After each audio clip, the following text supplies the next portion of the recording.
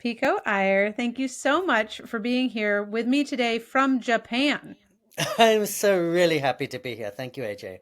Ah, yes. Well, it is such a treat. I have, as I mentioned to you before we got on to the recording, I've been following your work for quite some time. You've been putting out thoughtful work into the world for decades, much longer than I've been following along. And any of your essays or books or TED Talks would be worthy of a long podcast conversation. But today we are here to talk about your most recent book, Aflame. And Aflame is a book that, in my mind, operates on what can feel like, I don't think it necessarily is, but can feel like two different levels. There's kind of this earthly level of literally a fire racing through a forest and destroying homes, including your own, which we'll talk about in a minute. And then there's this more spiritual level of this book, which also takes place in an actual place, a monastery in California. And I really want to talk about both of those realities because I think so many of us live in that earthly reality, kind of longing for the spiritual one, and yet not necessarily knowing if and how and when and where those might connect. So that's my hope for this conversation, is that we can talk about those things. But I thought we might start with that earthly reality that in some ways centers the book, which is that in 1990, I believe, there was a fire that engulfed your home. And could you tell us about that? Yes, I mean, so I was in my family home in the hills of California, and I saw this distant knife of orange cutting through a faraway hillside. So naturally, I went down to call the fire department.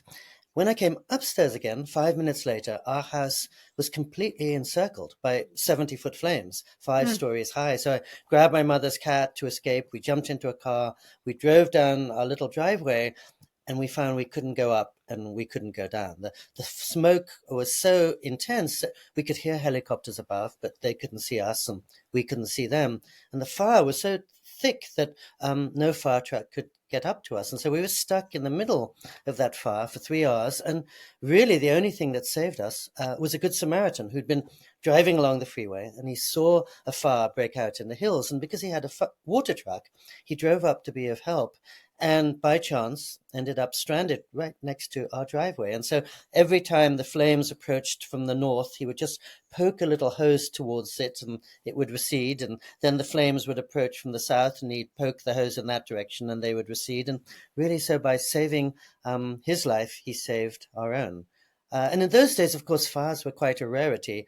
And that was the worst fire in Californian history. It had broken out just up the road from us. Sadly, now they happen every few months there and so many other places.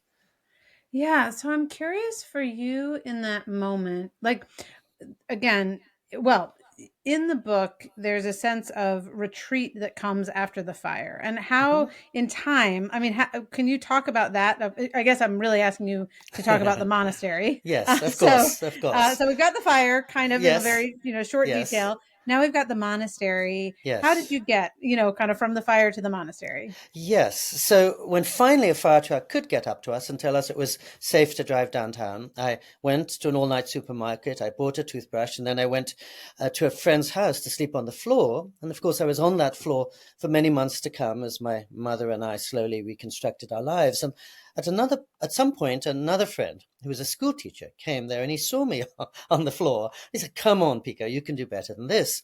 And he told me how every spring he took his high school students up to a retreat house about 4 hours north along the Californian coast.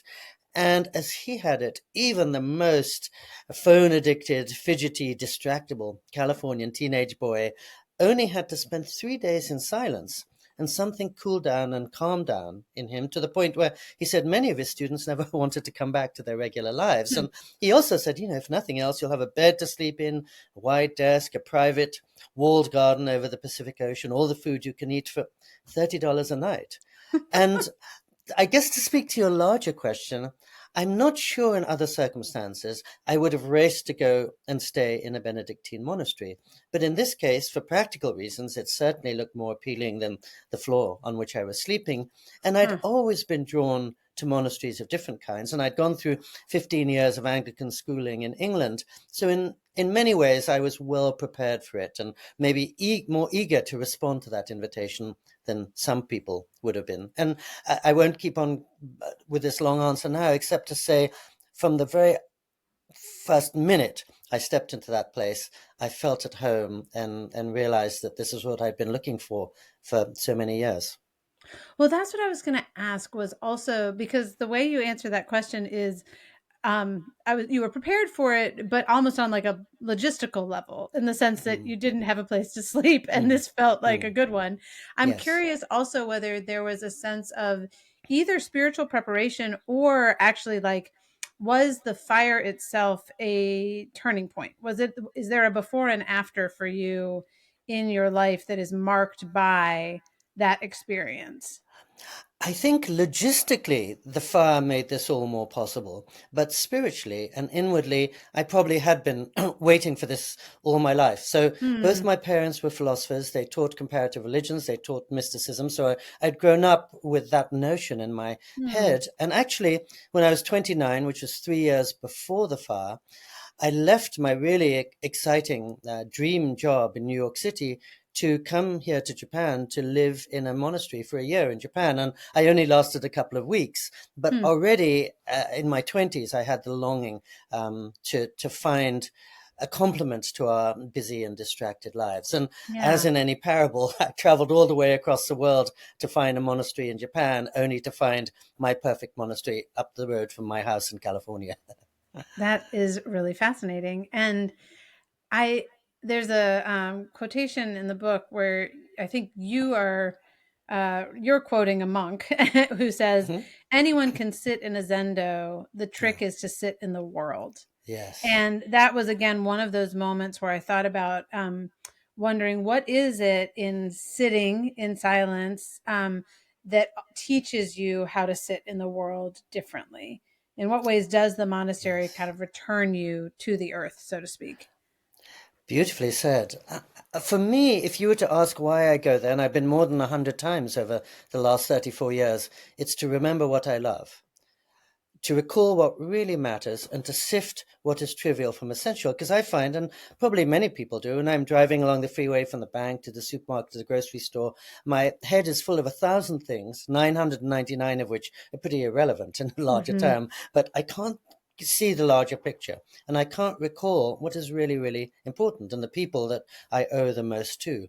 And as soon as I go to that place of freedom from distraction and the very particular silence you find in a monastery or a convent, which is not just a freedom from noise, it's something almost um, positive and tangible that has been Hmm. created by years of prayer and meditation. As soon as go there, I'm liberated from my chatter and my distraction, and I'm suddenly reminded what is really important in the world around me and in the values and priorities inside me. And I think what strikes me, just as in that quote you read from about the Zendo, is that the monks from whom I've learnt so much there are in some ways retreating from the world in order to get closer to reality, and of course, in order to serve the world better. And I had thought maybe when I was a young kid, oh, monks and nuns are getting away from the world. And spending time with them, I realized they were actually moving towards the world, and so Hmm. as to be kinder and more directed friends to everybody who visits. And of course, one of the beauties of staying in a monastery for me was cutting through all my simplistic stereotypes and preconceptions Hmm. about them. And one of the beauties was to find that these deeply committed Benedictine monks open their hearts and doors to everybody who visits. I'm not a Christian, and yet they invite me to stay with them in the cloister. They couldn't be warmer and more compassionate friends. And so I feel that they're living a life of service and obedience and compassion beyond the world of divisions. They're not thinking, should I help you or should I not help you? They're helping everybody. And so I think I see monks now, and I mentioned this in the book in the context of the Dalai Lama too, as kind of physicians in the ER of the soul. And their job is to help people who are suffering. And they do that by gathering their inner resources. I think we all have an inner savings account, and that's all that we really have to bring to the world. And the monks, through contemplation, are gathering reserves inside them so that when you appear at their door, they give you everything. Oh gosh, there's so much you just said that I want to respond to, Yeah, including too just that much. idea.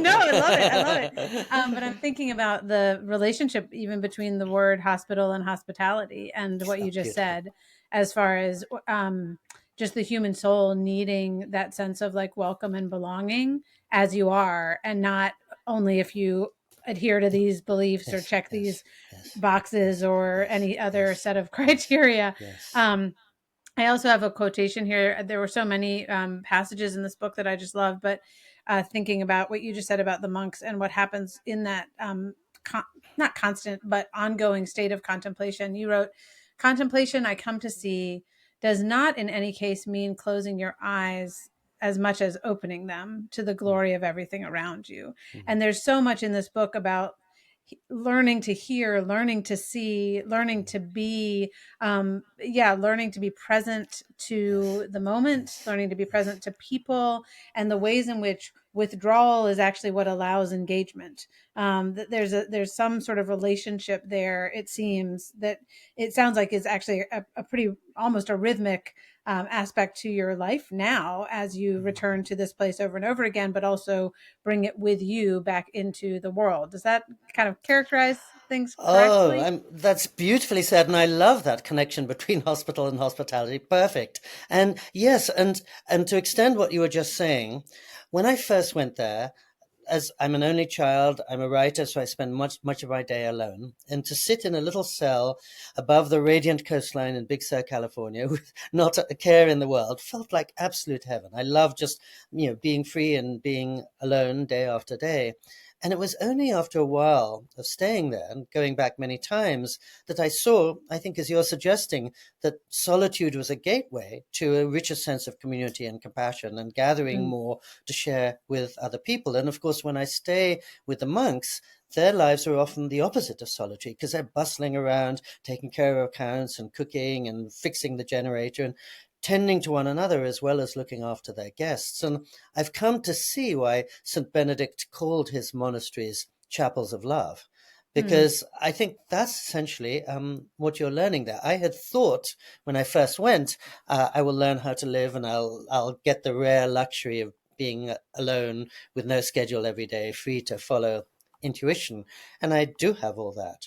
But really, I realize that when I'm in that solitude, I'm much closer to the people I care for than I might be otherwise. I think about them more than when I'm distractedly going about my day-to-day Mm. activities, and I'm really moved to try to bring something to them in a way that sometimes I forget to be normally. And so it's been a beautiful thing over these many years to realize that maybe it's only by sitting still in some equivalent of the Zendo that I have anything to bring to the daily world and to the earthly world, as you put it so well. Yeah, and I'm curious too about, kind of framing this book, which again in time makes sense, but as a there was this devastating fire Mm, in which you lost your mm, possessions, you lost mm, your mm, home. I mean, there mm, was just this mm, tremendous physical loss that happened mm, there. mm. Um, And then again, it was not as though you were like, and now I'm on a spiritual quest. And so I went to a monastery. It's like, No, and then a no. friend suggested this might be Yes, a place to go get a nice bed that yes, became, in and of itself, a part of a spiritual rhythm for you that, as you said, you'd already been seeking after. I'm yes. curious just in thinking about um, the fire and the sense of loss and presumably the fear that you experienced in wondering whether or not the car was going to go up in flames, and just that again very kind of earthly human Mm, experience that is on the side of devastation and fire and loss. And yet then obviously this book being one source, at least for me, the evidence that there was also tremendous beauty, and even the poem, which I did not write down, but that you, I think, mm, wrote yes, shortly after the fire, like, mm, which you can maybe share with us. But how yes, do you yes, hold that sense of like the yes, devastation and loss yes, and the beauty and goodness? And in some ways, that's what this book is about. But I'd love to just yes. hear you talk about it a little bit. It is. It is exactly what the book is about. Because, as you know, there's a lot of death in the book and impermanence and reality, and there's a lot of joy. And my thought is, if we neglect either of those, if we neglect hope and if we neglect realism, we're in trouble. So how do we Hmm. keep the fact of impermanence together with the truth of wonder and beauty and joy and gratitude? So to speak to your question, it was scary to be in that car. I think it was a great help that I was looking after my mother's cat. And so I wasn't just sitting there worried if I would survive. I was so intent on keeping the cat alive because I thought if the cat expires, my life will not be worth living. My poor mother was across the country in Florida and she was so devoted to that cat. I wanted to sustain it. And also coming so close to losing my life meant that the end of that evening, when I'd lost everything in the world, it didn't seem the worst thing in the world. Yeah. And actually, I think it was much easier for me emotionally to go through that terrible drama and then come out on the other side than for my poor mother, who was 59, just to receive a phone call from me that evening Hmm. saying, by the way, you've lost everything. Everything you ever had, every photo, every memento of your Yeah. courtship and your growing up and meeting your husband. And she said, there must be something. No, it's all gone. And I knew because I'd been in the midst of it that it was non-negotiable. But she must have felt a terrible sense of powerlessness. And then the third part of that is, as you say, that when I went to the friend's house to sleep on the floor before I went to sleep, I asked if I could use the computer because in those long ago days, my job Mm. was to be a columnist for Time magazine. I used to write the back page essay, and I just had this front seat view on the worst fire in Californian history. So I wrote an account of the day that Mm. had just passed. And I ended it because I'd already been spending time in Japan with a 17th century haiku that I'd heard, not very well known then, though it's more in the air nowadays, from somebody called Masahide, who said, my house burnt down. I can now see better the rising moon. So the very evening when I lost everything in my world, all my dreams of being a writer, my next 8 books, which were my next 8 years of writing, in my next 3 books, which were all in handwritten notes, something in me that was wiser than I am realized it wasn't all loss. And by chance, just last month, I flew back to Southern California to talk about this new book, Aflame, the very night that fires were upending and rewriting lives all around me in Los Angeles. Oh my And goodness. I actually gave a reading in Pasadena 2 weeks after the fire, and many people in attendance had lost everything in the world, just as I Sure. had all those years ago. And I heard myself telling them that on the evening itself, I was very mostly aware, of course, of the loss. I'd been stripped clean, nothing in the world except that toothbrush that I'd bought. And as the months and years went on, I more and more saw how that seeming calamity had opened doors as well as closed them. I mean, when the insurance company came and generously offered to replace my belongings, I realized I didn't need 90% of the books and clothes and furniture I'd accumulated. I could live much more lightly the way I Mm. always had. And having lost all those notes and all the books I was hoping to write out of them, I thought I've got to write from memory and from heart and from imagination, which are really, of course, much deeper sources than their Mm. notes. And also, losing my physical home in California made it in certain ways easier to spend more time in what felt like my other spirit's home and heart's home here in Japan. And so, all these years later, I do regard the fire as one of the most dramatic things in my life, but by no means one of the worst things that's happened to Hmm. me. And so I was saying to the people who've just been through the same tragedy. I really hope that in time to come, you will see it in much larger terms than simply loss. And as that poem suggests, even on the night itself, I thought it's too early and too simple to say this is just loss. I need a lot of years before I can really see how much it's given me and how much it's taken away from me. Which may be the answer to the question I was going to ask you, which was why write this book now? I mean, decades later, Hmm. it felt like eerie timing in terms of the world's Oh, attention, or at least the yeah. nation's attention here in the Hmm. United States on the fires in California, which came out essentially simultaneously with your book that was about a fire from 35 years earlier Yes. in Yes. California. But you Yes. obviously didn't know that when you were No. writing this book, so I'm just curious about that timing. Yes, I mean three reasons, and I'd been writing Hmm. little essays about the Hermitage for the last 30 years, but Hmm. there are three reasons I wanted to bring it now. First, I've never seen the world in such a state of distraction.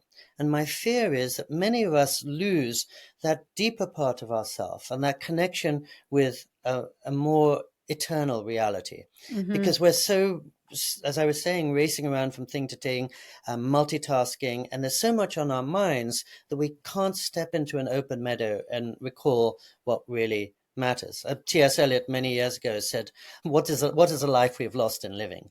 And I think we Mm. all sense we have some deeper, truer life, but it's harder and harder to put our hands on it. And, you know, when I first went to the Hermitage in 1991, there was no internet, there was no social media, there were no smartphones. It was a much quieter world, but already I could feel the longing to clear my head, to remember what was important, and to step out of the world so it was better to see the world and to better see my life. I think the second reason I brought it out now is that sadly I've never seen the planet and our nation so furiously divided as ever. Mm. And I think as never before. And I think we're divided often because of our words or our beliefs or our ideologies. But I feel silence exists on the far side of that. And that, you know, if I were to talk to almost anybody, after maybe 45 minutes, we might be at odds because I believe one thing and she or he believes another.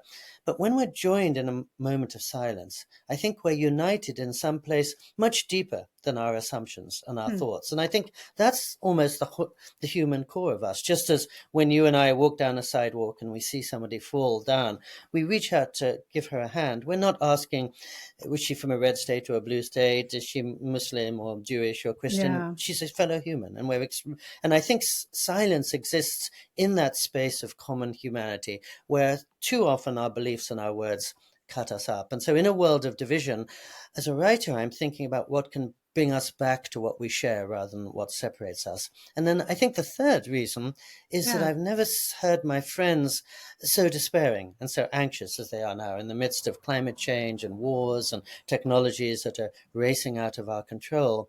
And I think we're all longing for a certain confidence. And we're all facing, I use fire, as you know, literally as a force that's Yeah. upending lives, but as a metaphor too, because elsewhere it's hurricanes or floods or tsunamis or plague. But we're all facing these two questions. How do we stay calm in this world of mounting uncertainty? And how do we stay hopeful in the face of impermanence? And my monk friends in Big Sur really exemplify that because they speak for a conviction and a faith and a confidence that exists deeper than any circumstance. And their lives are very, very difficult, but they never lose confidence and things will work out well. And their confidence comes from faith, but whether you have faith or not, I think most of us are longing for that sense of calm and trust in the universe and the ability to see something beyond the fury of changing circumstances. You know, I learned soon after I began spending time with my monk friends. The joy is the happiness that doesn't depend on circumstance. And it's easy to be happy when you're on a golden beach with not a care in the world on vacation. But how do you remain confident when there are fires encircling your home and there are Mm-hmm. wars breaking out in every corner of the world? And whether it's my Benedictine friends or the Dalai Lama, with whom I've been talking and traveling for 50 years, they radiate this sense of joy and kindness and calm that I think is what all of us are hungering for.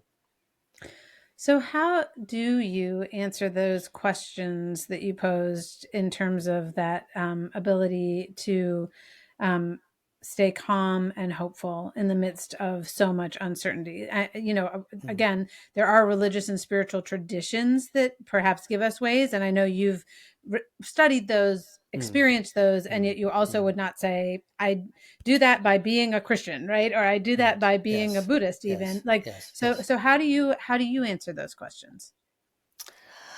I think if you're if you remind yourself of what outlasts our hopes and our lives and what has some quality of permanence about it, then impermanence becomes less terrifying, and death does too.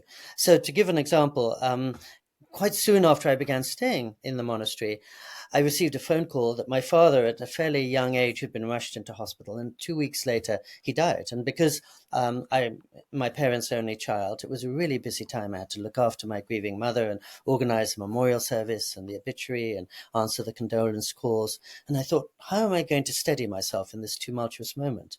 And so one morning, when I knew that my mother was well looked after, I made that 4 hour drive to the Mm. monastery, and I just sat on a bench overlooking the water. And I looked out at the great ocean with the tall trees all around me and the bees buzzing in the lavender and the whoosh of the water breaking against the rocks. And all of those seem to speak for something much larger and much more enduring than I am. And somehow that taste of something really stable and lasting was what I needed. To calm me down, to remind me I'm not going to be around forever, but I think some of this beauty and radiance will be around for a long, long time. And then also to clear my head to remember again what I should do in the coming weeks and months. And so just sitting there quietly in that monastic silence for 2 hours gave me the sustenance that I needed, and also told me this is what's important as you drive back down into Mm. this quite noisy and crowded life 4 hours from now. And I think I've reached the age where the question I often ask myself is, what do I, or what does any of us have to bring to the ICU? Because sadly, I and probably many of the people I love at some point will be in an Mm. intensive care unit. And I remember later, I also got the news my mother had had a stroke many years later. And so I flew over to be next to her, and for 35 days she was teetering between life and death. And I was thinking, how can I support my mother? And how can Yeah. I give strength to myself in this difficult moment, the kind of moment all of us face many times in life? And I realized at that point, my bank account was of limited use, my resume, no help, all the books I'd written, immaterial. The only thing I could bring to my mother or to myself in that difficult moment, I felt, was what I'd gained by sitting quietly in silence. In other words, again, what I could draw upon from my inner savings account. And I feel that spending that time in quiet is the best preparation for reality I could ever make. And I'm not sure if this is Mm. exactly answering your question, but it reminds me of a truth beyond the mortal that makes life in the mortal world much easier. Mm. And for my monk friends, that's God. And for me, it's reality and the beauty of the natural world and all these other forces that are so much larger than we are. And just being in tune with that rather than with my agitated mind and my little worries about deadlines and bank accounts and whatever, it puts things in perspective, and I think gives me the strength to deal with impermanence better than I could. And I remember during the pandemic when almost every human on the planet was addressing this question every moment. Every day when I woke up, I thought, I have a choice. I can attend to what's going to cut me up, which is following the news, which is telling me about things I can't really affect, or I can attend to what will open me up, which is the beauty of the spring afternoon outside me and my friends and family who fortunately were still alive. And I thought I should attend to what I can positively affect rather than to what's going to leave me feeling hopeless and powerless. I think there's so much wisdom in all that you just said, and it's so interesting because on the one hand, there's the like drive 4 hours away and look at the ocean for 2 hours and drive back, and on the other hand, there's what you just said, which is literally look out the window, the one that's right here, and those things are actually connected to each other, right? Because some days you can't drive 4 hours away. Many, um, many people, I'm sure, who are listening to our conversation don't have the time or resources to go on retreat for 3 days every season, as I try to do. yeah. And, you've got little kids, you've got aging parents, you've got a busy job, all kinds of things. And so I would say to them, take a walk. Or go and see a friend without your cell phone, or just sit quietly in your room for 20 minutes every morning without your devices. If you're in a busy city, step into a church or go for a walk along the river. I think, as you said, the beauty of silence is it's available to everybody. It's Hmm. non-denominational, and it's available at some level wherever you happen to be, I feel. And if it is a kind of medicine that's going to help you deal with the clamor of the world, it's medicine that's close at hand. I'm lucky enough to enjoy this big dose of it by 3 day retreats with Benedictine monks, but 20 minutes walking around your neighborhood, as many of us did do during the pandemic, I think will clarify and calm and steady anybody. Well, I was going to ask you whether you have daily practices that kind of return you to stillness and silence. We've heard one kind of annual practice or quarterly practice of Hmm. 3 days at a monastery, which actually Hmm. is, I mean, it's interesting to me how much more available that is to most of us, at least in the United States, than I initially knew. I mean, there just are a lot of places where still for, I mean, less than $100 a night, you can go and be fed and all the things you described. And I'm grateful to be more and more aware, at least where I am, of both Catholic and Episcopal retreat centers where that really is a possibility.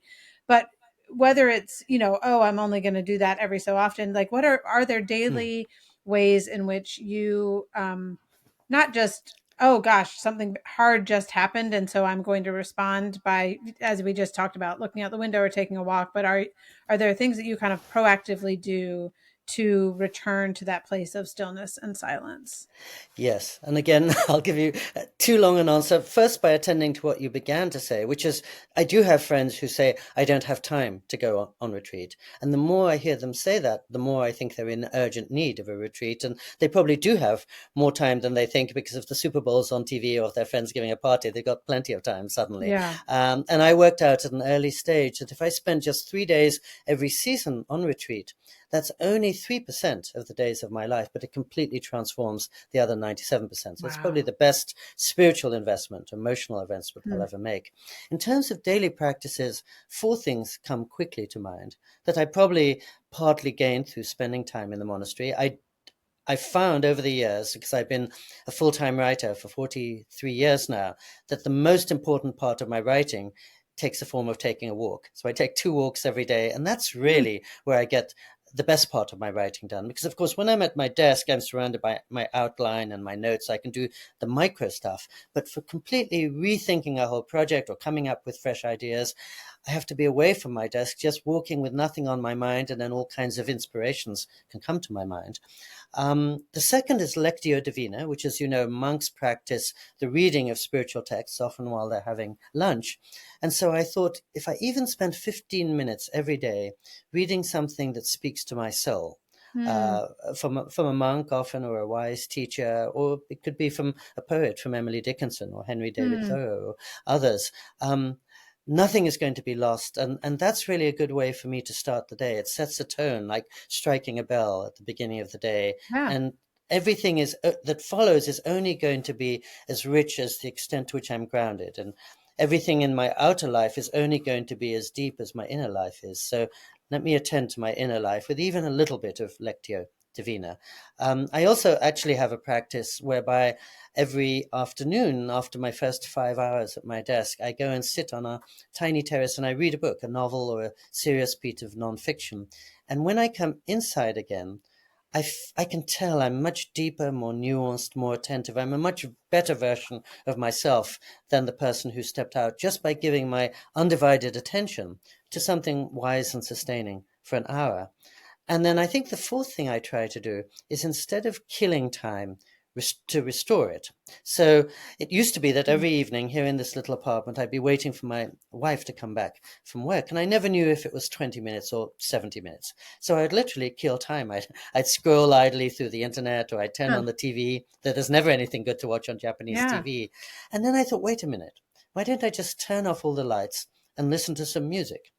Very quiet music at first. It could be Bach or Handel, but sometimes less quiet music. And just by disabling my senses and giving myself a break and filling myself with something beyond the reach of words, I was amazed. I felt so much fresher when I heard my wife's key in the door. I slept much better that evening. I woke up much less jangled. And I thought, instead of just using that time fruitlessly, I'm actually restoring myself in some way I can barely explain, but I can feel that listening to the music is going to be better than filling myself with the latest tweets or updates from CNN. So they're not exactly spiritual things, but they're things to tend to my inner life, to bring me to attention, and to fortify that within me that I think is the best part of me, rather than satisfying the junk food element. And I also I think in terms of going to the hermitage, I've been thinking how most of us have a social self and a silent self. And to speak to your question Hmm. about the earthly and the spiritual, we need that social self to go about the world and to take care of our jobs and to pay our bills and return our taxes and the rest.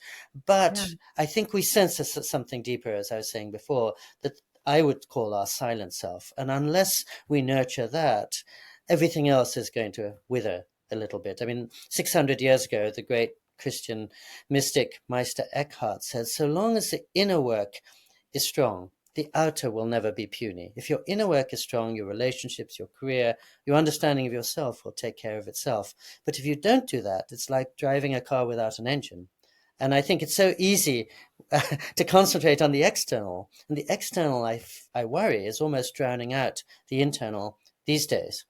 And the internal is really all we have to rely upon. And so maybe that's another reason why I would do those things every day, as well as go on retreat, to ensure that I'm not neglecting or forgetting the internal, which is the source of everything essential.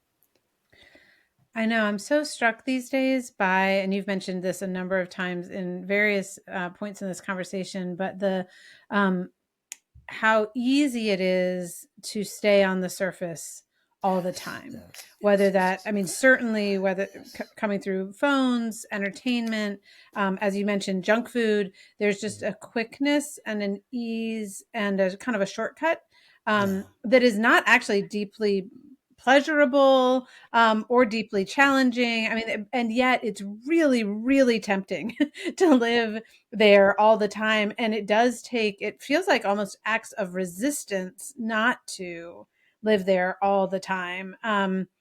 And I just appreciate that insistence on the idea that like every human being has a deep well, like there is an inner Mm, life there. And mm, it's not to say that as you mentioned, the social life, the surface life, they're not bad, no. but if they're all that we have, there is, Yeah. I think, probably a Yes. fragility to our souls that comes into being that doesn't have to be there, instead of um deeper deeper place that can become really a source of strength and purpose and connection and delight and um yeah, all of those Mm, things. So it's just and it's so interesting at the same time that it's not as though what you're offering here is a set of 72 different, long formulas to memorize and put yeah, into an yeah, incantation, right? It's yeah, like yeah. silence, stillness, solitude. I mean, and even if that's 5 minutes as a start, that's actually that we've got what we need, even when our house goes up in flames, even when Mm, the worst thing happens, there mm, actually is mm, still this mm, ability to connect to a source of love and of hope and of goodness. mm. And that's actually very possible for all of us, even though it feels so impossible in our lives these days. Yes. I mean, I think many of us find ourselves running away from where our calm and happiness and health exist, and then wondering why we're so lost and frazzled. And to go back to the person who feels that he doesn't have enough time, is usually a he. I think of this as just medicine, essentially. And it's like saying, I don't have time to take my medicine. I don't have time to go to the doctor. I don't have Yeah. time actually to be healthy or happy, because those three things you mentioned, silence and solitude, the other, are really essential to our health. But as you say, we get addicted and we get caught up in our habits, all of us, myself included. It's really hard to cut through them. I've often run into something that you may know too, which is I'll meet teenage kids and they'll say, my parents took me on a wilderness trek or on a cruise and I couldn't get online. And man, that first day was the worst day in my life. It's like my arms had been cut off. I couldn't contact my friends. I couldn't play games, couldn't do anything. And the second day was the second worst day of my life. I just thought life isn't worth living. I can't watch videos. I can't do anything. And that week was the best week of my life. In other words, once suddenly they're freed from that cycle that they've got habituated to, suddenly they realize what they're missing. But unless we do something quite self-conscious and dramatic to break the vicious cycle of being in such a hurry we don't see what a hurry we're in, we just continue the pattern. And as you say, I mean, the distinctive quality of junk food, and I used to go to McDonald's a lot, is that I ended up after the meal I was hungrier than before I began. I'd Yeah. have a Big Mac and fries, and then 20 minutes later I'm Want actually more. starving. Yeah. I'm Yeah. less healthy, but also much less happy and more hungry. Yeah. I'm curious to hear from you. You've mentioned this a little bit, just these religious traditions. You've mentioned Christianity and Buddhism. Those I think are what come up the most in the book, and they're both, I guess, influential in your life, even Mm, though mm, you would not say you mm, are an adherent of a particular faith. So I'm curious about the ways in which not just spirituality, but religion has shaped who you are and who have you mm. become, and how you see religion intersecting with who we are as spiritual beings. Yes.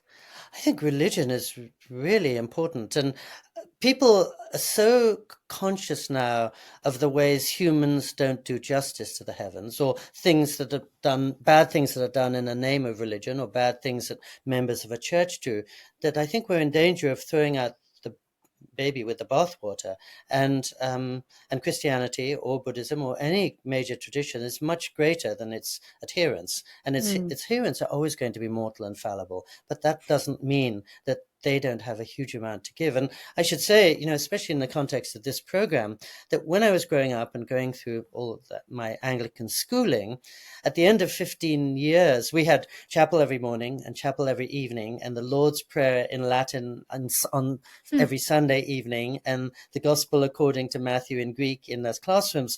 So at 21, when I emerged from that, I thought, oh, I've had quite a lot of grounding in the Christian tradition. I'm really interested in Buddhism and mm, traditions that belong to the far side of the world, and I've gained a huge amount from them.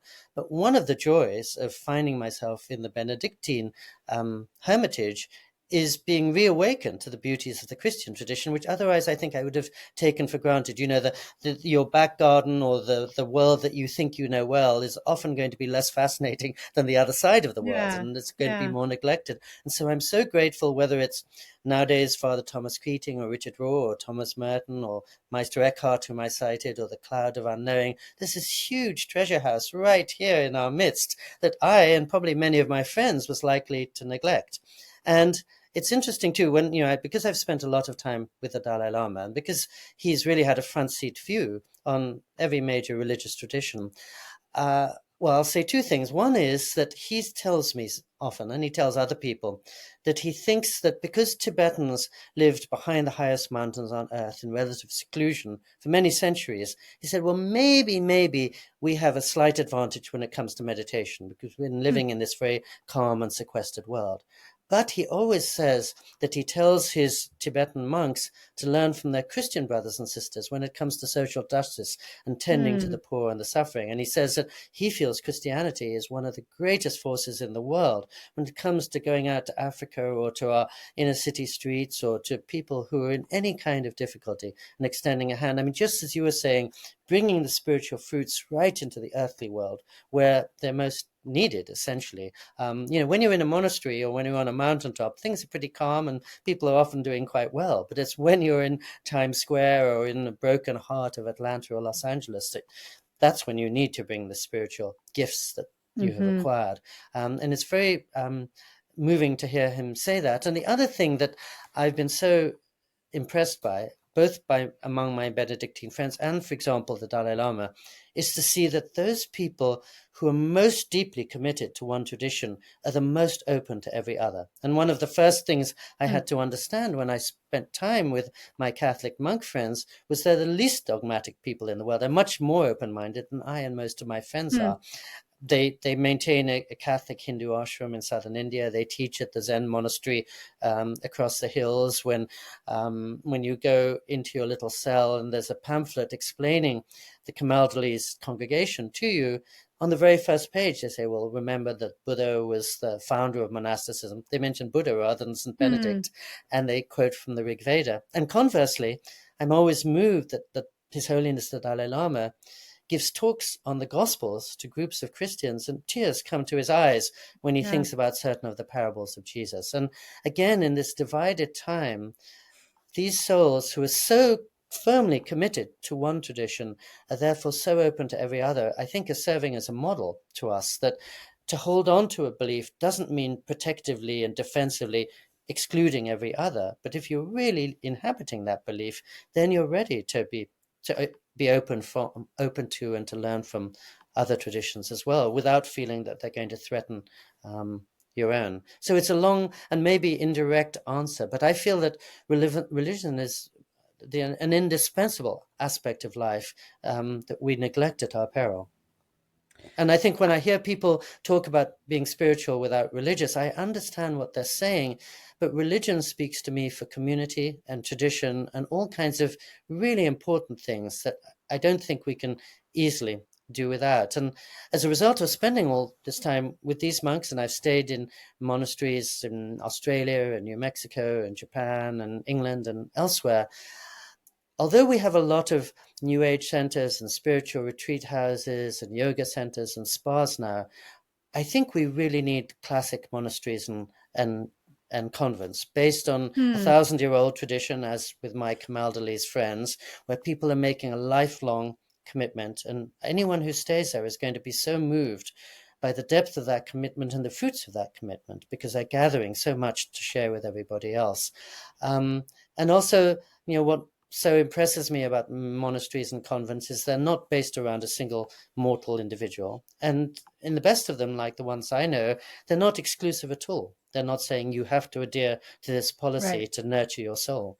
So anyway, it's a long answer, but I think religion is very much at the center of my life, even though, to my shame, I haven't committed to any one tradition. Well, I appreciate your engagement anyway with multiple traditions, and I really appreciate you mentioned that in the book as well, that sense of both um the different religious traditions actually learning from each other and being able to honor each other in that way.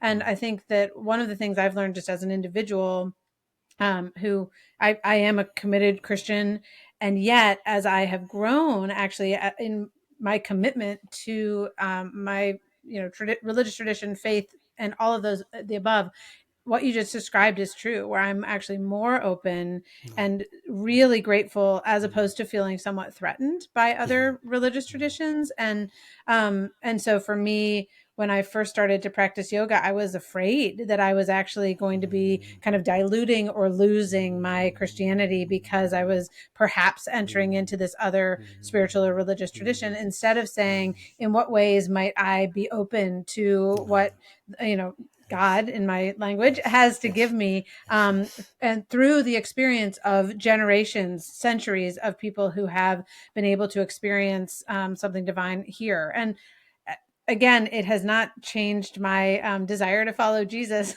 at all. If Mm. anything, it's just made me more grateful. But I Yes. appreciate the way Yes. you describe your Yes. experience of Yes. that as well. Yes. So thank you for that. Yes. Oh, and so yes, and in the Catholic Hindu ashram that the Kamaldalees maintain in southern India, where the Catholic priest wears a dhoti and sleeps on the floor and eats with his hands, the motto written up there is, "We are here to awaken from the illusion of separateness." And Hmm. so that's actually a perfect description of why I go on retreat, to wake up and to be reminded I'm not separate from all the people around me and from the world around me. But I love the fact, just as you were saying a minute ago, that they are keen to awaken from the illusion of separateness from every other faith around them. And then, after years of living with that phrase, I found that we are here to awaken from the illusion of separateness actually comes from Thich Nhat Hanh, the contemporary Vietnamese Buddhist teacher. And I thought Yeah. how wise and wonderful of my Benedictine friends to take as Hmm. their motto a statement from a Vietnamese Buddhist. But just as you say, the core of each individual's relation to divinity is probably not so different. We all have different languages and we all will put different names on it, but our encounter with what is beyond or unknown or unknowable, I'm sure has some commonness, and therefore what Thich Nhat Hanh says speaks straight to these Catholic monks' experience, and what they say, I'm sure would speak to any open-minded Buddhist. Mm. Well, as we come to the close of this conversation, which I wish could go on for hours, I would like to ask one final question. The name of this podcast is Reimagining the Good Life because of experiences that we all have in which we are called upon to ask questions. I think, especially as we've been doing already, that sense of the good life in America can seem like the life on the surface. If we are successful, having a column in Time magazine and having a house in California and having, we can name it in terms of those material Yes, yes, and maybe surface level yes, successes. And I think yes. in many ways, this book is about some of the ways in which the concept of the good life has perhaps changed for you. And I'm curious just in what ways, maybe to talk, whether it's talking about the change or just how you would think about what it means to live a good life, to have a good life, in light of all that you have learned. Yes, I think soon after I began staying with the monks, I felt that there was a fork in the road. And success, as I'd conceived of it as when I was a little boy, decorating my resume, getting a good job, being known in the world, lay down one path, and joy lay down the other. And it Mm. wasn't very difficult to feel I could and should and would choose joy over success. What is going to sustain me at the deepest level? And we all know that when we're in the amongst the achievements of the world, we never achieve enough. If you win the Pulitzer Prize, you can, why have I not won the Nobel Prize? If I won the Nobel Prize, why haven't I got the Nobel Prize for Peace? It's never ending. And my monk friends seem in an absolute state of contentment because they have found a life of service and devotion, and that's all they want and all they need. Hmm. And so I think I learned that luxury is defined not by what you have, but by what you don't need. That if I go to a temple down the street from me here in Japan, there's a water basin, and there's one character, Japanese character, on each of its four sides, and there's a hole in the middle. And if you put them all together, it reads, "What I have is all I need." And I think that's what monks and nuns represent to us, and that's what is available to any of us. The good life is a life free of longing and a life devoted to kindness, I suspect. And not many of us can live up to that, but we can certainly try to remember it as much as possible to direct ourselves towards that, as you say, rather than towards some of the alternatives. We have to make a living, not least to support our loved ones, but we can't do that at the expense of making a life. And ultimately, it's life that's going to be the most important thing. And we all know that as our lives begin coming to an end and we think, what has really fulfilled me? Probably decorating the resume hasn't been the highlight of a life, but experiencing love with other person, or being able to help when somebody is in trouble, or being helped when somebody is in trouble. The Good Samaritan, without whom I wouldn't be alive today, Yeah. who drove up into the fire out of pure selflessness. And he wasn't a monk or a holy person necessarily, but he was a good person. Yeah. And his commitment to goodness saved my life. Mm. And a little later, because we live in the hills of California, recently there was another fire, and it was quickly put out. But when they turned on the electricity again, suddenly the water pump in our rebuilt house went up in flames and threatened to burn down the house where my aging mother was asleep. And the only thing that saved it was two neighbors, Good Samaritans again, driving up and down our mountain road to make sure everyone was okay. They saw a fire had broken out, and they, for 3 hours, kept the fire at bay until the helicopters could arrive. And they saved our home, our rebuilt home, and my mother. And I think all of us see these acts of kindness and heroism and sacrifice amidst firefighters, amidst nurses and doctors all the time. And I think the more I think about that, the happier I am. And the less I think about the news, and Mm. which is often concentrating only on the extraordinary stuff of violence and drama, the better my life is too. Well, thank you so much for just reminding us and calling us into that deep place that exists in each of us, and that there's a degree of, simplicity to Mm, silence, but also to service. I love that the yes, connection you're making yes, there, yes, and yes. that that this is truly available to all of us. What did you say? What I have is all I need. Um, Yes, yeah, yes, what I have is all I yes. need. I think And I that's a think this, beautiful. Thank you. And sorry, I didn't mean to interrupt you. I think the No, no, no. silence, as you were suggesting, is less important than the service. The silence is the means to the service, but the Right. service, however you get there, that's obviously what's going to fulfill us. And I just want to thank you. You have such a sensitive and a soulful presence, and it's beautiful to listen to you formulate some of my ideas much more concisely and eloquently than I could. And I so appreciate your not just reading my book, but having this podcast so that all of us can think about what is essential and what is a good life. Because just to ask that question is going to make our day a little richer and better. And the neglect of that question could be a little costly, I feel. Hmm. Well, you are too kind, and thank you again for doing some time travel with us from Japan to the United States, and thank you for your beautiful words. Thank you. And all good luck and health to you and everyone you care for. Thank you.